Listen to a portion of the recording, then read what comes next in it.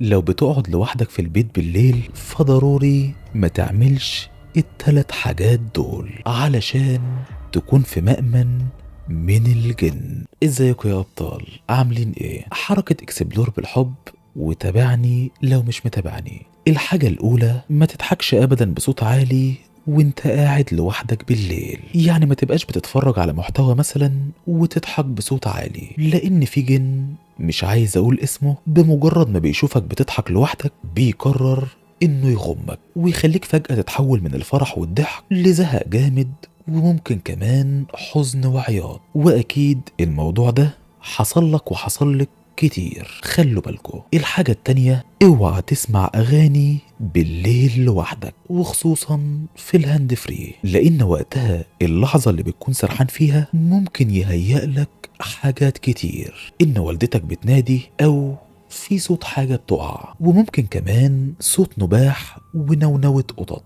وده كله علشان يلفت انتباهك ويخوفك، ومين عارف ممكن كمان يأذيك.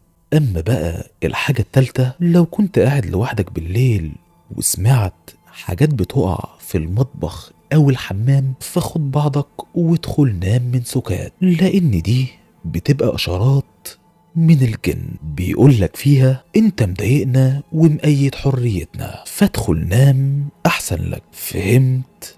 اتمنى تكون فهمت. الكلام ده شوية معلومات منتشرة على النت، يا عالم صح ولا غلط، بس حقيقي مخيفة.